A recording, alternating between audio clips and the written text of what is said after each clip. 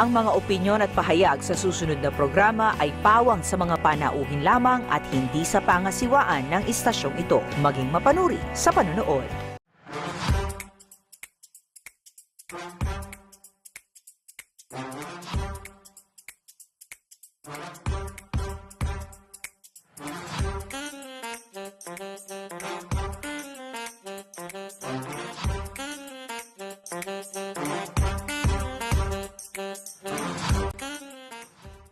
Good noon mga kababayan, Maya Paugto Kabalen. Welcome po sa community program ng inyong paboritong CLTV 36. Ito ang topic. Sa programang ito, pag-uusapan natin ang iba't ibang patok at trending na topic. Dito po yan sa Central Luzon. Habang wala si Jody, ako muna ang inyong makakasama. Jan Alumbang Parungaw at hayaan nyo pong samahan ko kayo sa masayang kwentuhan ngayong tanghalian.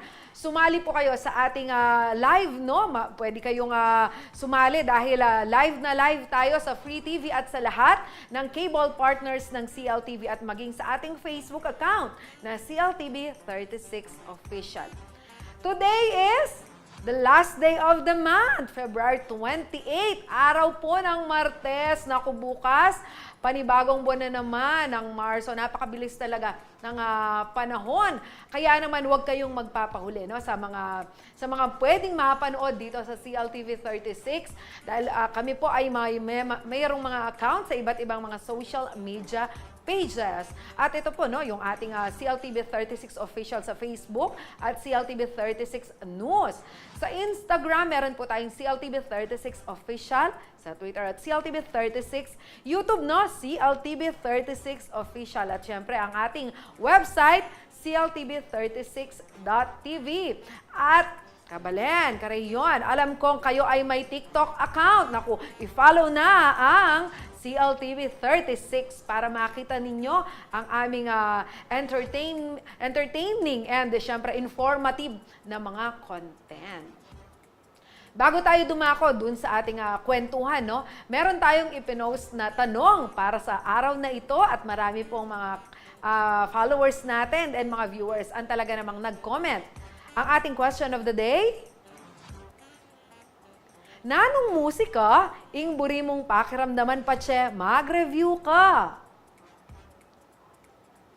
Nga ng Albert Pineda, love songs, music po kanu, yung buri ng pakiramdaman bala mo ma-in love ka at the same time, mag-enjoy ka naman kayong pa mag-review.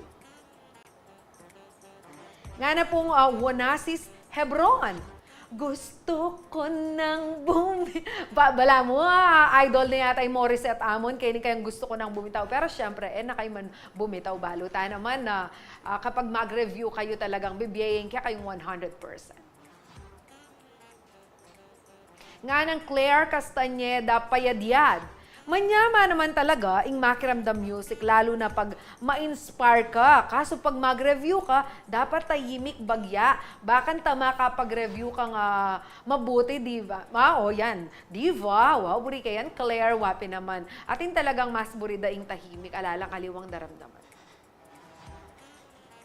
Nga na namang Edna Dizon, Shaw, kanta darang intro voice.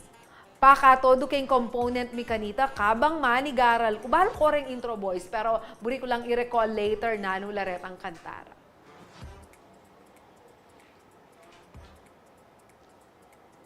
Yan ka rin pong kaya katamong netizen. Diyos ko, taglus kayo mo pong mag-comment.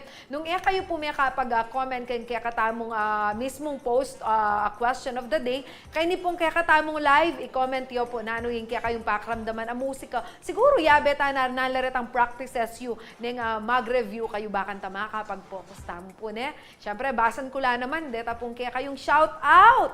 Sige, bakan taabalo, darin kaya kayong kakaluguran kayong biyan na atsu kayo, malbe kayo, at aga na kayo lang.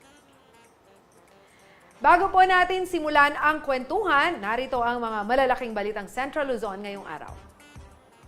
Nagsama-sama ang ilan sa mga ipinagmamalaking Kapampangan performing artist and group sa isang cultural concert na pinangunahan ng City Tourism and Investment Promotion Office ng San Fernando. Kaugnay ito ng selebrasyon ng National Arts Month sa syudad.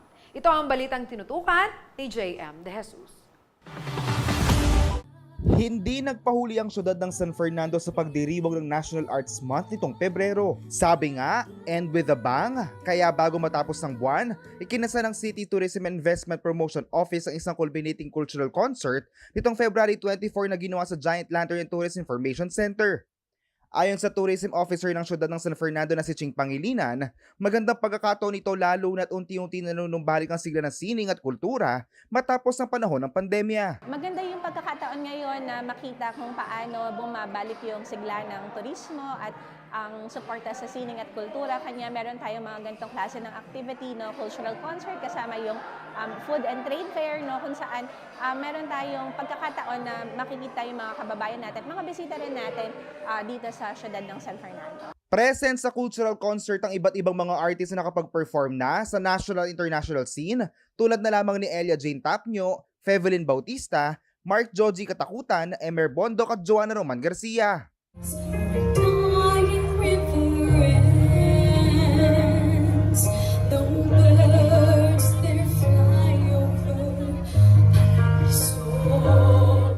Napakalaking privilege po nito to share my talent, lalong-lalo na po about sa ating culture. Siyempre, napakalaking pribilehiyo na makatungtong po sa stage and to sing with the other talents po and performer ngayong gabing ito.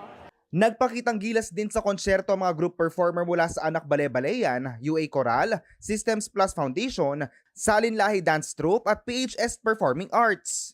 Hindi lang pagsayaw at pagkantang nagbigay saya sa cultural concert, kundi naipamalas din ang ganda ng tugtugin mula sa iba't ibang mga katutubang musical instrument.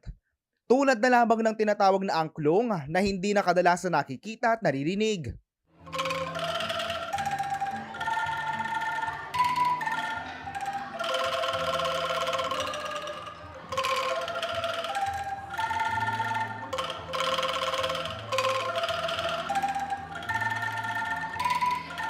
Magandang paraan din umano ito para hindi lamang sa social media malulong ang mga kabataan, kundi magkaroon din sila ng talento at kaalaman sa kultura ng ating bansa.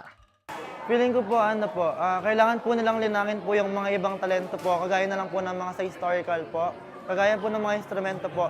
Minsan po kasi mas maganda po na nagpo-focus po tayo sa ibang bagay, hindi lang po sa social media po or sa ibang cellphone gadgets po, ganun po. Mas maganda po siguro may nalalaman po tayo sa iba po, like libro po, ganyan, may natututunan po tayo, ganun. May mga, mas magiging deeper po yung knowledge po natin about po doon. Dagdag pa ng performers ay makulay ang kultura ng ating probinsya, kung kaya't dapat lamang na ipagmalaki ito.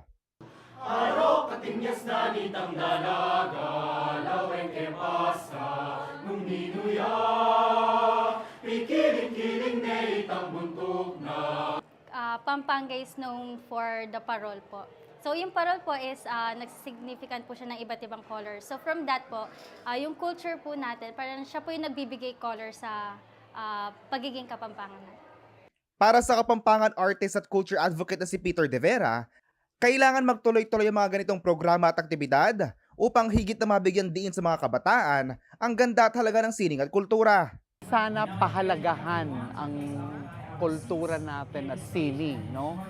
So that our students, our young, will be educated at maging proud sila sa kultura nila, no? Itong mga ganitong klaseng mga okasyon ay nagkakaroon ng magandang parang pananaw sa mga kabataan natin ngayon at sana maging active ang lahat at hindi lamang ito during the National Arts Month, but we can have or we should have regular activities in promoting our culture and the arts. Samantala, hindi lang ang mga matang nabusog sa mga performances dahil nagkaroon din ng food fair na talagang mas lalong nakapagpasaya sa naturang concert. Ako si JM De Jesus, taga rito, kasama nyo para sa CLTV 36 News. Atin to. Isinara na ng Philippine Statistics Authority o PSA nitong Webes, February 23 ang kanilang online registration portal sa pagkuha ng Philippine Identification System o PhilSys ID. Ito ay upang ganap na maipatupad ang walk-in registration sa buong bansa. Ayon sa PSA, mas madaling magiging proseso sa pagpaparehistro sa pamamagitan ng walk-in registration. Kaya naman po sa mga nagnanais magparehistro, hindi na kailangang mag-pre-register online via register.philsys.gov.ph. Sa halip, kailangan ay personal na magtungo sa mga registration center na itinalaga ng PSA gaya ng malls, sports complex at municipal hall.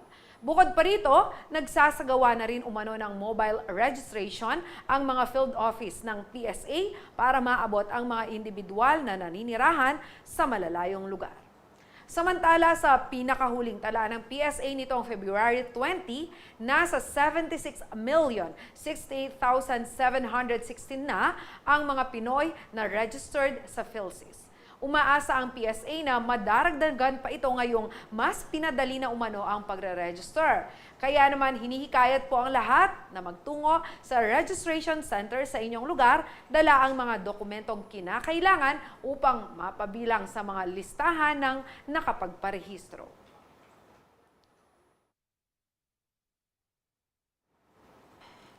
Karehiyon, ano ba ang coffee experience ang hanap nyo?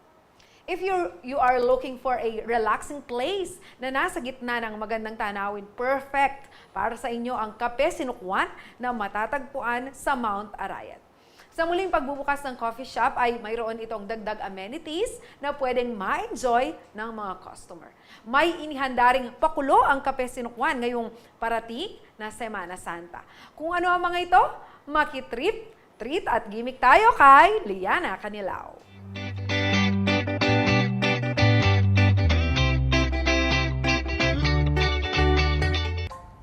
Sariwang hangin.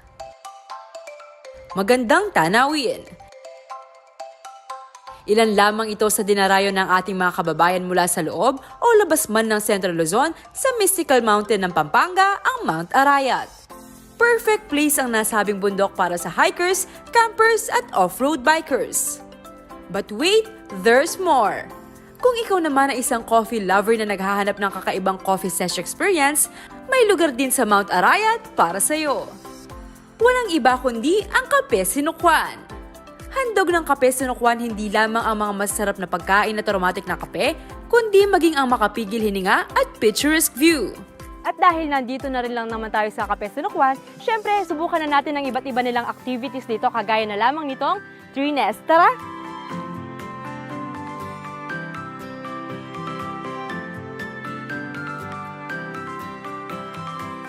Enero ng pansamantalang huminto sa operasyon ng coffee shop upang magbigay daan sa maintenance at renovation. At nito lamang February 24, muli na itong nagbukas sa publiko. And of course, offering improved and tastier food and drinks.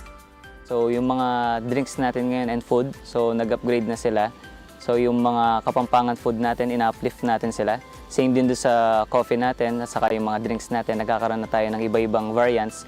Though of course yung specialty coffee, yan yung pinopromote natin para ma-push tayo dito sa, sa Pampanga, lalo na dito sa local. Kaya naman ang kapihan, dinarayo hindi lamang ng mga kabalen, kundi maging iba pang karatig bayan. Una-una, syempre yung view, and then yung ambience, tsaka yung food. So, tinry namin pumasyal dito, okay naman siya. Tsaka yung, especially yung coffee nila, ang sarap. Tsaka yung potatoes and clubhouse, sarap naman. Tsaka yung view talaga, ma'am. Yun talaga pinasyal namin dito.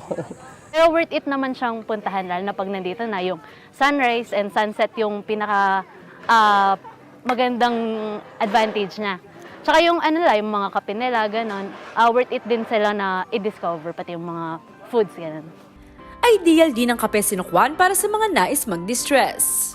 Siguro po sa aming mga students, it was a tough week. And Kape Sinukwan is magandang cafe kasi nga nature siya, hindi siya crowded tulad ng ibang cafe. And if you want to spend time with your friends, maganda dito kasi maganda, malaki. Nakakahinga ka. Mas relaxing. Yes, mas relaxing. Matapos mag-ikot-ikot at namnamin ang sariwang hangin at magandang tanawin dito sa Kape Sinukwan, syempre hindi pwedeng hindi natin subukan ng masarap na pagkain. Ang ilan sa mga yan ay itong clubhouse, buffalo wings, at itong putin. At syempre, ang mga masasarap na inumin. At para gawing mas exciting and memorable ang experience ng publiko sa Kape Sinukwan, isang pasabog ang inihahanda nito sa parating na Semana Santa. So abangan nyo yung Camp Sinukwan this coming April. So magkakaroon tayo ng mga tents, magkakaroon tayo ng live band, magkakaroon tayo ng mga guests. So abangan nyo. Isama na ang family, friends o special someone at maging ang inyong fur babies dahil ang Kape Sinukwan ay isang pet-friendly cafe. Para sa mga coffee at nature lovers dyan, bukas ang Kape Sinukwan mula Lunes hanggang Biyernes, 9 a.m. to 7 p.m. Tuwing Sabado at Linggo naman, 8 a.m. to 8 p.m. Dito lamang yan sa Baliti, Arayat, Pampanga, ang pinaniniwala ang santuario ng urban goddess na si Mariang Sinukwan. Ako si Liana Canilaw, taga rito, kasama nyo para sa CLTV 36 News, atin to.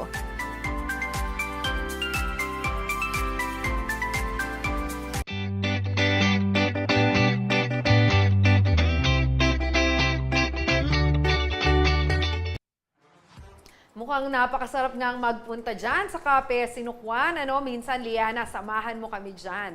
At bago tayo mag-break, gusto ko lang i-greet itong si Cesar Montana. Magandang tanghali daw, CLTV 36. Ayan, lagi siyang nagpapa-shoutout sa atin. Kaya kayo po na nanonood ngayon, pa-shoutout na rin kayo dahil tiyak na babatiin ko kayo at i-greet, Yan ang commitment namin sa inyo dito sa programa. Abangan po sa ating pagbabalik ang iba pang anunsyo. Dito lamang po yan sa topic.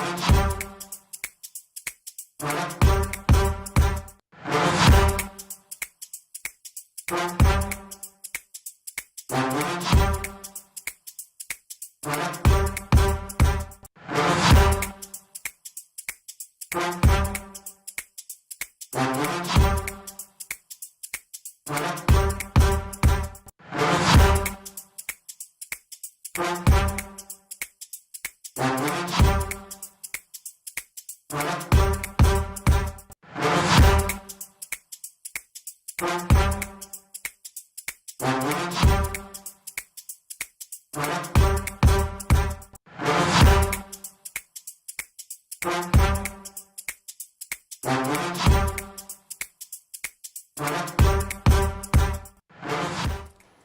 nagbabalik po ang topic at eto, meron tayong pa-shoutout. Para daw, shoutout po kay, spelling niya, no? Pwedeng Joel of Baguio or baka na misplaced lang yung letter, no? Si Joel of Baguio. Mula po yan kay Dante Dausan Doran. Hello, Dante. Thank you for watching topic. Eto, sumagot ka sa ating question of the day para ma-shoutout ko rin. Ang ating pong katanungan, na anong musika iimburi mong pakiramdaman patse mag-review? Nga na pong Charmaine Rojas, ita pong Study Bunny Beats, hashtag number 3. Peaceful piano, makarelax ya po pakiramdaman. O yan, ma'am, yaya namang tips, ikakata mo kaya bing Charmaine. Nga na pong Jersey Salonga, Lo-fi music, ampong love songs. Po kano, imburi ng pakiramdaman. Nga na namang Choy. Oy, Choy, masangkay, Ek man mag-review nga ng Choy. Makanta Choy, o sige, sabihin mo na later na larimburi yung pakiramdaman hanggang eka mag-review. Nga ng Alona Guemo. Ala kong buri, lalo na nung masigla, alang lulubking utak ko. So, buri mo talaga, focus ya mo, alang aliwang daramdaman. Thank you, Alona. Nga ng Marco Ugalde, ting, ting, ting, ting, tang, tang. Kabang magkaya, mag-review yung Marco, magkaya, mag-tiktok yan, nga buri na itang ting, tang. Sige, later, pakibaluan tayo pang lakwas yung buri ng Marco ngayon. Dakal pong salamat na kareng taglus, mag-comment. Sumali po kayo kahit hindi kayo mga Kapampangan, nababasa naman po natin yung ating katanungan. So pwede po kayo mag-share ng inyong paboritong musika kapag po kayo ay nagre-review. Sa punto pong ito, bigyang daan naman natin yung mga anunsyo o yung ating community billboard ngayong araw.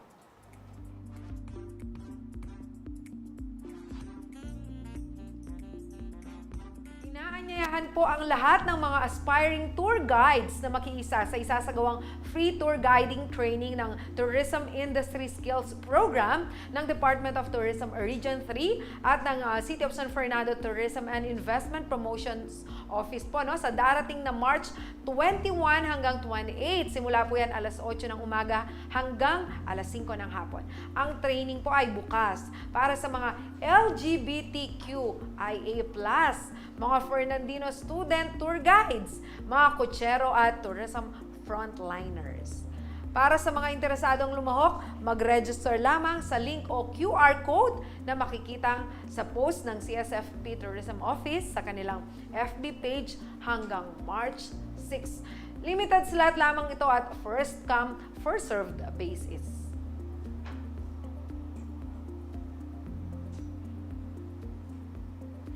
Isang free webinar na pinamagatang Virtual Assistance 101, The Basics, ang isasagawa ng ICT Literacy and Competency Development Bureau, Region 3. Ito po ay sa darating na March 1. Miyerkules po yan, simula alas 2 hanggang alas 5 ng hapon. Bukas na po, Ang mga makatatapos at makapagpapasa ng kanilang activities, kasama na ang post-evaluation form, ay magkakaroon ng certificate.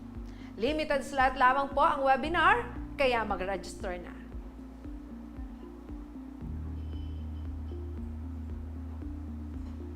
Pansamantalang isasara ang Kutkut Intersection sa darating na March 5, Linggo, simula alas 6 ng umaga hanggang alas 6 ng gabi para sa isasagawang girder launching. Para sa mga alternatibong ruta, mula sa Clark papuntang Angeles City proper, maaaring dumaan sa Poinsettia Arayat Boulevard, Don Huico Avenue, Fields Avenue, MacArthur Highway. Sa mga papuntang Clark, galing naman po sa San Fernando, maaaring dumaan sa MacArthur Highway, at sa mga papuntang Clark naman, galing Porac, maaari namang dumaan sa SCTEX o iba pang road service areas.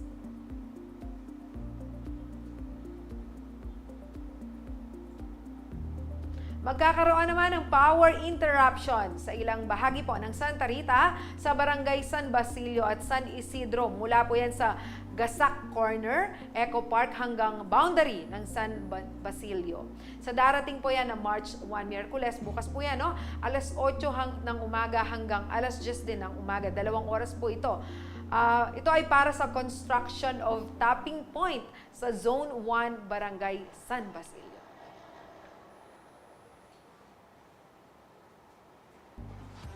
Mga kabalen, no, mga karayon, kung na-miss ninyo yung ating mga announcement, anunsyo, no, maaari nyo namang panoorin itong muli dito sa ating live. Hindi naman po natin tinatanggal yan kasi gusto namin na babalik-balikan po ninyo ang ating kwentuhan. And muli, no, yung mga pa-shoutout dyan ng ating mga kabalen, ako, i-comment nyo na, babasahin ko yan. Hindi ko naman gustong ma-miss yung opportunity na gusto nyong ipa-shoutout at i-greet ang inyong mga mahal sa buhay, lalo na po yung mga nagbe-birthday ngayong araw. Sa ating pong pagbabalik, no, kilalanin natin ang DABSU alumnus na top 7 sa katatapos top 9 sa katatapos lamang na February 2023 Master Plumbers Licensure Examination. Manatili po kayong nakatutok at magbabalik ang topic.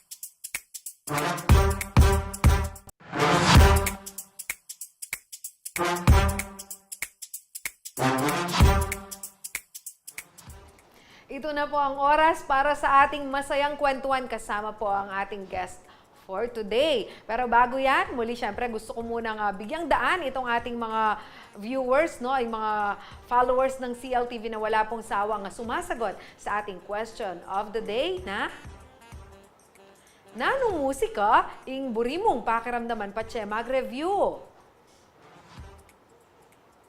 Nga na pong Francis J. Soliman, subukan niya yung kantang Sige Lang by Quest. Awa, pakiramdaman kay later, nano yung kanta mo ngayon, Kong Francis.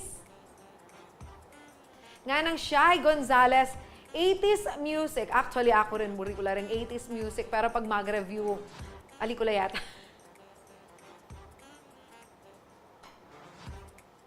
Nga na pong Anthony Intal, jazz music po kanoing burina. Baliw po anyang ako, actually aliko rin masyadong burita nga ating kung aliwang daramdaman kasi nung kantayan, mga pakanta ko na. Nung tigtig naman, mga paterak ko. So magkay ko mag-review kung madaling araw itang late night or talagang paabak na bakanta ala kung aliwang daramdaman. Mas makapag-focus ko po kanita na. Okay, ayon po sa isang kasabihan, learning is the only thing the mind never exhausts, never fears, never regrets. Kaya naman kahit 11 taon na ang lumipas simula nang makapagtapos po ang ating bisita sa kanyang unang kurso, labis daw ang kanyang saya nang makita niya ang kanyang pangalan. Hindi lamang sa listahan ng mga pumasa, kundi kasama po siya sa mga top notchers. Ano po? Kung ano ang kanyang mga ginawang paghahanda at paano niya nalagpasan ang kaba. Yan ang ibabahagi sa atin ngayong araw ni Engineer Christopherson Dukot Simbolan. Ang top 9 po sa katatapos lamang na Master Plumber's Licensure Examination. Sir Chris, congratulations! Hello ma'am, good afternoon po. Thank you ma'am. Sir Chris, alam ko marami kang mga kamag-anak, kaibigan na kung alam nilang mag-guest ka today, ay nag-iintay na i-shout out mo sila. Sige, please, pwede na kayong bumate. Yes ma'am, lalong-lalo na yung mga namin sa office mate namin na kanina pa naghihintay na ma-shout out sa family ng company namin, CNCS. And then of course, yung sa family ko na laging andyan na sumusuporta sa akin, and sa wife ko, and sa mga nanonood din po ng topic, and lalong-lalo na yung mga nagla-lunch ngayon. Hello po and good afternoon. Alam mo, Sir Engineer Chris, no, para alam ng ating mga kababayan that you are a licensed mechanical engineer. At the same time, a licensed master plumber. Pero bago po natin puntahan siguro yung mga pinagdaanan ni Sir Chris, no, bago niya makuha itong achievement na ito, gusto ko munang higit natin na siyang kilalanin kung ano yung paano yung naging journey niya bago niya na-achieve itong mga magagandang bagay na ito sa kanyang buhay bilang isang career person, ano po, bilang isang professional. Sir Chris, kayo ba ay nasa office ngayon as we speak? Yes ma'am, yes ma'am. Kayo ay nasa trabaho. Yan ba ang inyong first job? Or kasi minsan iniisip natin bago magtrabaho ang isang tao, gusto mo na niyang na meron siyang lisensya. Kayo po ba, ano ang nauna? Ang pagkuha ninyo ng lisensya o ang inyong pakikipagtrabaho? Bali ma'am, after kong mag-graduate, yun nga, yung course ko is Bachelor of Science in Mechanical Engineering. So, graduate ko last 2012.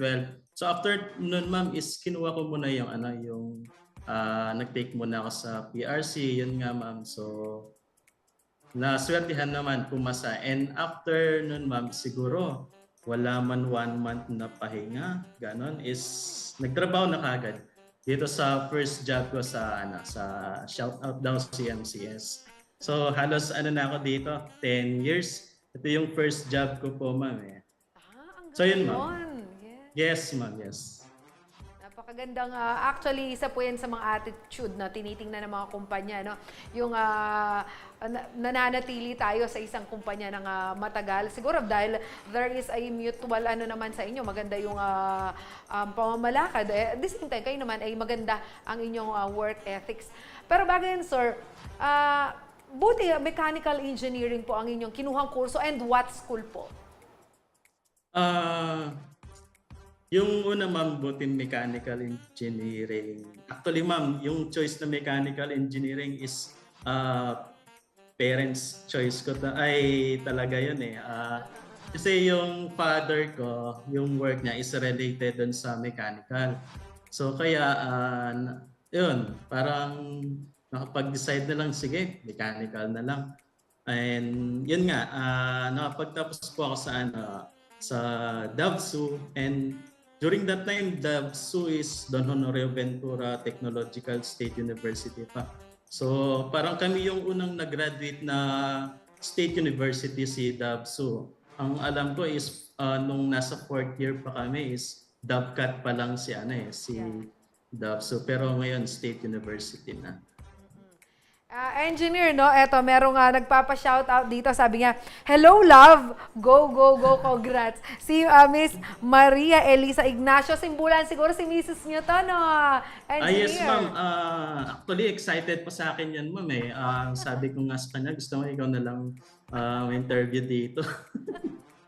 Alam niyo, Ay, meron, anong kami pala, mga ma'am, meron din number nagpapahabol one na supporter ano. ninyo yan. Kaya naman, thank you po, Miss Elisa, no? Nakikiisa ako sa'yo sa pagiging very supportive wife mo. Engineer, kasi minsan, kung mag-stereotyping tayo, no? Minsan, ang Yes, nakikita natin dyan sa mga pumapasa, nagiging top-notchers, ay talaga namang, siguro nag-aaral sila, mga nerd, alam niyo yung term, yung mga nerd, yung mga bookworms, yung mga ganyan. Isipin niya, ay, si engineer, kasi nag-aaral yan, ganito yan. Kaya hindi na nakapagtataka na pumasa siya at maging top-notcher. Pero anong klase ba kayong estudyante? Heto, ma'am, sa totoo lang, isa lang akong ordinary student na Ma'am Jenna. There was a time nga during my college na nag-enroll pa lang ako. Parang muntik pa akong hindi makapag-college dahil lang sa buhok ko. Kasi nga, before mag-enroll doon, dapat yung buhok mo medyo maayos. And nung nakapasok sa college is parang meron akong naalala noon na isang subject na incomplete pa ako dahil hindi ko pinapasukan. Ma'am Jenna, sa tingin mo kung anong subject ko? Well, guess na. Kung ako kasi, tatanungin mo math. Pero ikaw siguro English. Math? Eh, hindi, kasi ma'am. Kasi magaling sa math ang mga engineers. Actually, PE. Ay, PE! PE kasi, ma'am, that time ayaw ko talaga ng mga activities na parang may sumasayaw, ganon. Kaya parang tinatamad ako, parang hindi ko na lang papasukan. Actually, nakuha ko pa lang siya ng ma'am, 5th year, ganon. So kung hindi mo kasi tatanong, Ma'am Jenna, yung mga paa ko, parehong kanan yan. Kaya pag ginalaw ko yung isa, hindi na sumusunod yung isa. Kaya ayaw ko talaga na sumasayaw. Ay, nakaka-relate naman ako somehow kung yung pasayaw-sayaw na yan ang sinasabi mo, sir, kasi medyo mababa din ako sa PE. Pero nairaos naman kahit paano. Pero ano ba ang favorite subject mo, sir, nung nag-aaral ka? Yun, ma'am. Pagdating ng fourth year, 5th year yun, ma'am. Siyempre, doon na tayo nagseryoso. Yun nga, parang na-enjoy ko na yung mga solving sa math, ganon. Doon ako nag-start na magseryoso, ma'am, na 4th year, 5th year, and then gumraduate, take ng board exam sa mechanical engineering, and then yun, ma'am, pumasa. Ang ko talaga, ma'am, ang tumatak sa akin talaga is yung sinabi ng isang mentor namin nung college is yun nga, nung nag-take ako ng license ko sa mechanical engineering 2012 is magbasa lang. Basa. Kahit na pahinga, after mong kumain, basa. Yun, ma'am, yun ang naging sikreto ko. Kasi sabi ko nga sa mga iba and sa mga kapatid ko, hindi naman talaga ako matalino. Masipag lang na mag-review minsan. Kaya yun, ma'am, naipapasa naman yung mga ano na, or subject Actually, ganun, or naniniwala ako exam. dyan, Sir Chris, no? May mga taong ganyan, nung mga nag-aaral sila, ini-enjoy lang nila yung pag-aaral Yes, nila, yes, saktong ma'am. Oo. nakakapasa. Pero pag dumating na sa exam, sa board exam, sa mismong trabaho, doon yung commitment, doon nila binibigay talaga yung commitment nila doon sa ginagawa nila. At napakaganda po nitong attitude na to. Meron nga tayo, minsan sinasabi natin, street smart sila. Kasi nung nag-aaral, hindi naman sila wala silang Latin honors, saktong nakakapasa. Pero pag nagtrabaho sila, makikita mo daig pa nila yung mga honor students nung kapanahunan nila, no? At dahil dyan, Sir Chris, no? Merong pa shout out para sa iyo si Haika Ignacio Serrano. Sabi niya, yes, idol, brother-in-law ko yan. Oh, very proud sa iyo si Miss Heidi. Kaya naman, shout out sa iyo dyan, Miss Heidi. Thank you sa panonood ng topic and very supportive ka rin na brother-in-law. Siguro magkasundo kayo ni Engineer Chris, no? At maganda yan, nakasundo mo siya. At alam mo naman, dahil dalawa na ang lisensya ni Engineer Chris, lalaki pang lalo ang kita ni Sir Chris. Sir Chris, siguro later, no, pag-uusapan natin yung journey. Yes. Dito naman sa yung pagkuha ng master plumber, ano? At ano yung mga opportunities na naghihintay para sa mga nagtapos siguro ng mechanical engineering and at the same time ay meron kang master plumbing license, ano? Kasi yung ating mga nanonood, minsan kasi, no, kung magiging judgmental tayo pag narinig natin plumbing, iniisip lang natin, nagkakalikot ng mga urinals, ng mga toilets, yung mga ganun. Pero Sa mga gusto CR, kong palalimin ganun. ang pag-uusapan natin. Ano ba ang trabaho ng isang master plumber? Ano ba ang mga opportunities na nandyan sa trabaho na iyon? Ano po? Kaya naman mga kabale, no, wag po kayong aalis. Marami pa tayong malalaman, marami pa tayong matututunan at tiyak na ma-inspire pa tayo sa ating bisita ngayong araw. Magbabalik po ang topic.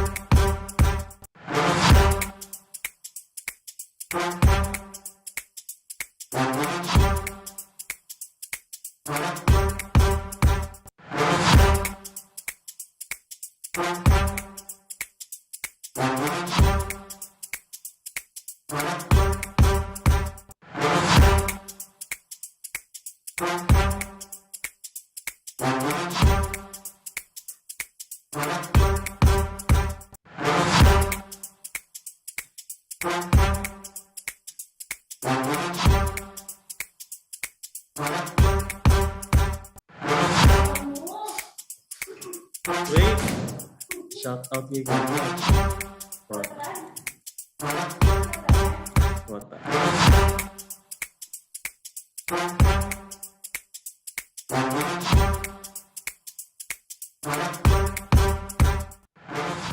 Nagbabalik po ang ating masayang kwentuhan dito po sa topic.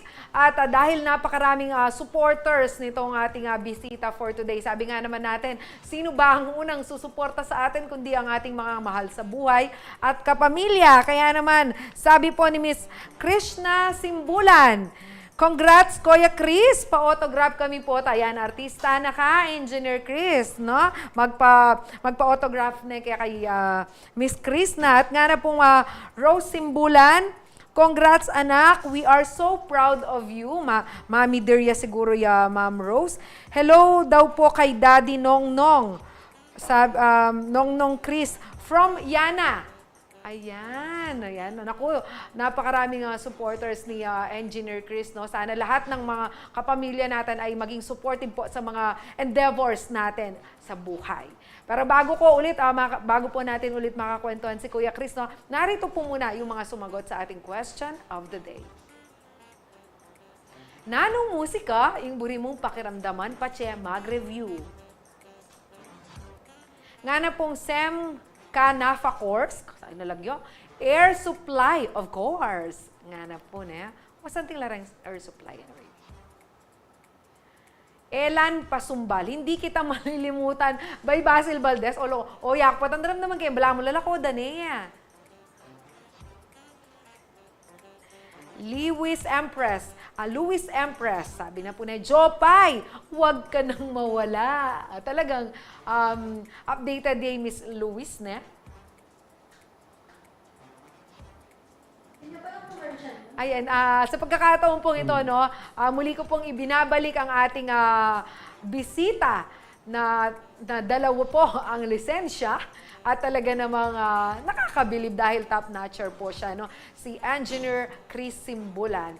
Engineer, gusto ko lang malaman, no, dahil hindi ako masyado talaga, to tell you honestly, hindi ako masyadong familiar sa master plumber na yan. Ano? So kapag pumasa ka sa board exam, ikaw ay Yes, ma'am. merong mga nakalagay na nadidikit sa pangalan. For example, pasado kang engineer, you are an engineer. Kapag nurse ka, RN ka. Kapag doktor ka, doktor, MD, yung mga ganyan. Kapag master plumber, anong nadidikit sa name mo nun? Meron bang addition? RMP, parang registered master plumber. Ganun. And hindi siya kagaya ng engineer na engineer kagad na additional dun sa name mo. Ganun. Pero registered master plumber. At least naman, no, ewan ko lang, engineer, kasi ang haba na meron ka ng engineer, meron kang Christopherson, ang haba ng pangalan mo, meron ka pang madadagdag ng mga letra sa iyong pangalan. Pero yan ang pinakamagandang dagdag sa pangalan. Ano. Engineer, bakit po kayo nag-decide to take a master plumber? Yun nga, ma'am, nag-decide akong kumuha ng master plumber is unang-una, ma'am, is yung company na pinapasukan ko ngayon is nasa construction industry kami. So, yung master plumber is and yun sa mechanical engineer ko na license is related siya sa work. So, kaya po, ayun, ma'am. Kasi every time na minsan meron kaming requirements sa pag may mga project, mga plans na kailangan pirmahan, ganon. So yun ma'am, humahanap pa kami ng registered na master plumber para pumirma dun sa mga plano na isasubmit namin kung mag-apply kami sa mga permits, ganon, sa mga as-built, ganon. So yun ang parang ko ma'am na why not, kunin ko siya, i-try ko, ganon, para at least magagamit ko naman siya dito sa work ko ngayon. Engineer, for example, no, itong ating mga nanonood ay magaling, skilled plumbers, pero wala silang, hindi sila nag-aral, they are just skilled.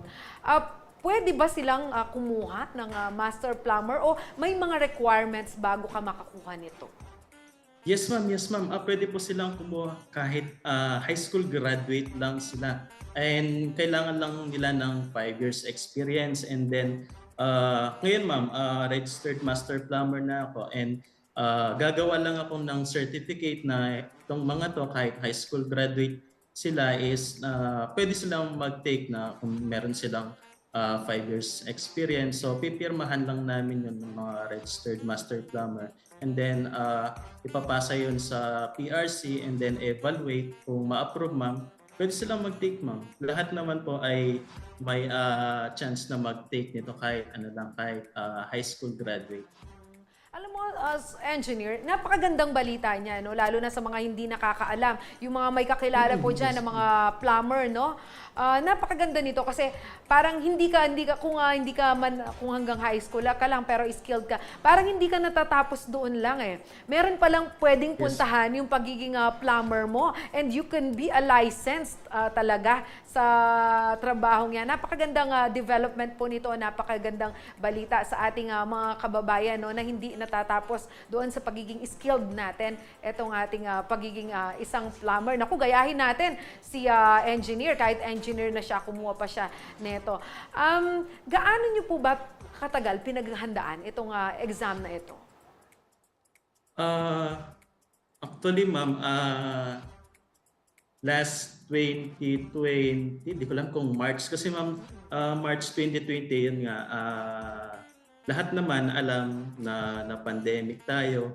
And magte-take sana ako nung 2020, kaya lang ma'am, yun nga, dahil sa pandemic, and parang medyo tinamad na rin. So, nakapag-decide na lang ako last year na mag-take. Nag-start ako mag-review by October, yun nga, mga October 2022. And yun nga, nag-take kami na last Feb 1920. So, halos yung preparation, mga 4 months, ganun po, ma'am. Engineer, gaano katagal itong examination? Days ba? Or a day lang natatapos ito? At gaano karami ang items sa Master Plumber examination? Yung Master Plumber, ma'am, meron siyang 4 na subject. Arithmetic, plumbing arithmetic, sanitation, and sa design.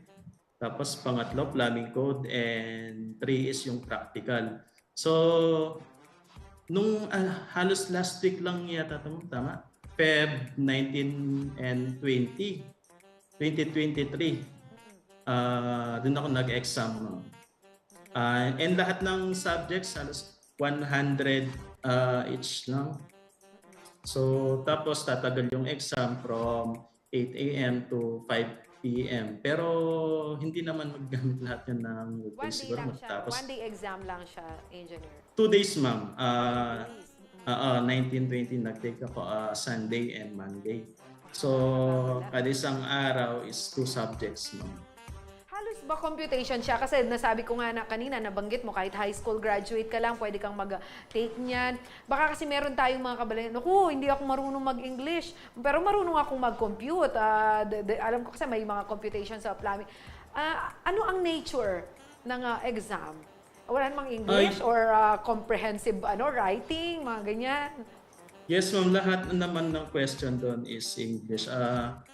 Yung subject, meron mga computation and plumbing code, and siguro mas advantage talaga, ma'am, lalo na yung mga nabanggit kanina, kung mga high school graduate lang and then meron silang experience na ganito. So yun, ma'am, malaking advantage sa kanila yun kasi papasok doon sa isang subject na practical. So yung practical, makukuha mo talaga doon sa experience. And ako din, ma'am, kahit ako, doon ako parang nakabawi doon sa practical kasi nga, dahil nga doon sa experience, halos 10 years ako doon sa, 10 years akong nag-work sa, ang tawag dito, is sa construction industry. Kaya, malaking advantage din sa experience, ma'am. Sa computation, huwag silang matakot. Sige, aral lang. Tulad ng ginawa ko, sabi ko nga, hindi ako matalino. Basta lagi mo siyang ginagawa, paulit-ulit na nagsisolve, and makakabisado mo, ma'am. Kaya kung huwag sasabihin na high school graduate ka lang, practice lang. Alam niyo po, engineer, may kakilala nga din ako engineer. Hindi muna siya agad nag-take ng board exam kasi sabi niya gusto muna niyang magtrabaho ng 2 taon. Kasi alam niyo po yun, naniniwala siya na learning through experience ay malaki ang magiging ambag para makapasa siya sa board exam. Yes. Aside dun sa theories, no? Maganda Yes, yung magaling ka sa dalawa. Ganun din ba ang parang naging practice ninyo? dito sa tinake ko na Master Plumber, parang ganun siya ma'am, parang yun ang pundasyon para sa experience kasi makikita mo lahat eh. Pag nasa site ka na, okay, ito pala yung pinag-aaralan ko. Nakikita mo siya. Unlike dun sa unang course ko na mechanical engineering, na after kong gumraduate, nag-take ako, parang by the book lahat. Parang binabasa mo lang pero hindi mo siya gaano nakikita. Unlike nga dito sa Master Plumber, at least nakita mo na siya in actual and napag-aaralan mo. So pag nakita mo, ito pala yung pinag-aaralan ko. Okay, ganito pala yun. So yun ang advantage ng may mga experience. Engineer, how did you take the exam? Ibig ko sabihin, ano yung naging attitude mo? Kasi you are an engineer, no? Already. So, anong tinitake mo yon? Ano ang nasa kaisipan mo na, okay, it's okay kung di pa pumasa. Anyway, engineer naman din ako. Or talagang you are committed na talagang ito kailangan kong maipasa to. Paano paano nyo tinake itong exam na ito? Yes ma'am, during preparation, I read a lot talaga ma'am sa mga books, ganon. Actually, yung mga books, binabasa ko siya 2 to 3 times. Tsaka yung mga ibang review materials ko. And I answered lahat ng mga activities sa book. Pinapractice ko nga, sabi ko nga kanina, kung lagi mo siyang ginagawa or paulit-ulit kahit mga problem solving pa yan, pag-analyze ng mga tanong or kung anong computation man yan, ma'am. Makukuha mo kasi paulit-ulit mo siyang sinusolve.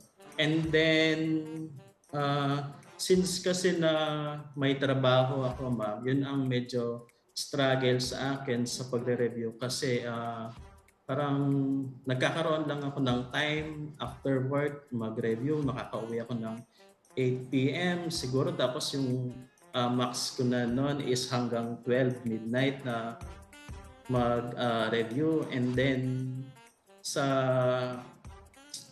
weekend naman, ma'am, yun nga, I dedicate talaga yung time ko sa online review, nagsisearch ng ibang reference na pwede magamit sa review. And nag-focus talaga ako dito sa halos mga 4 months, ma'am.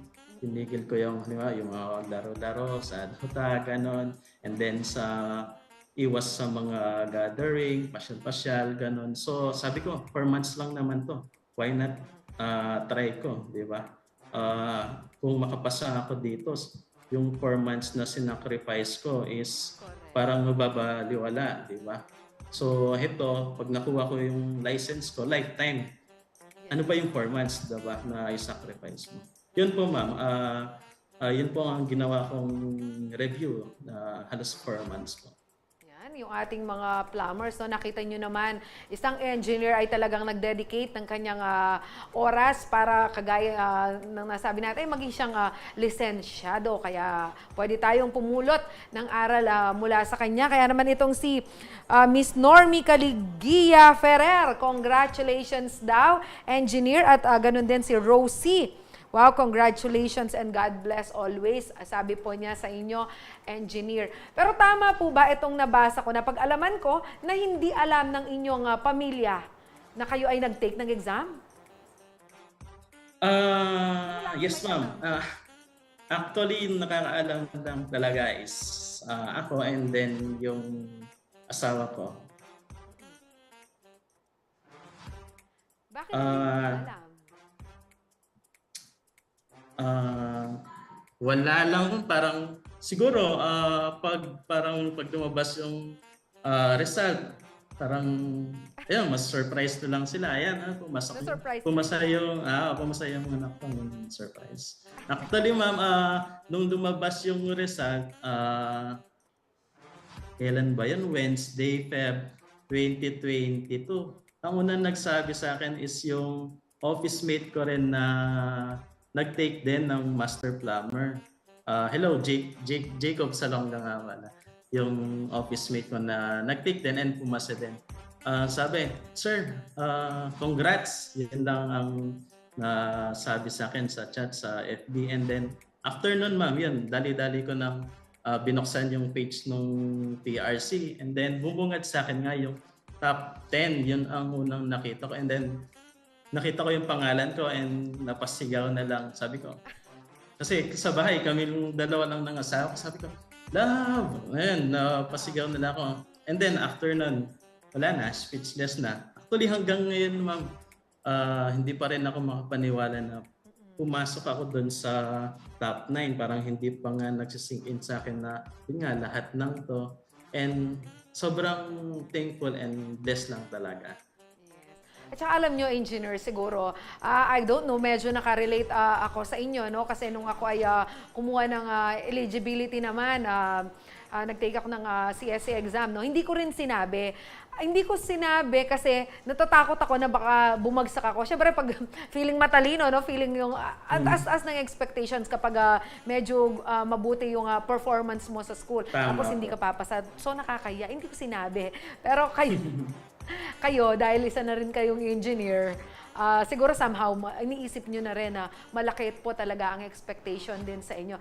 Pero engineer, ano ba ang opportunities na naghihintay para sa inyo na pasado sa licensure examination?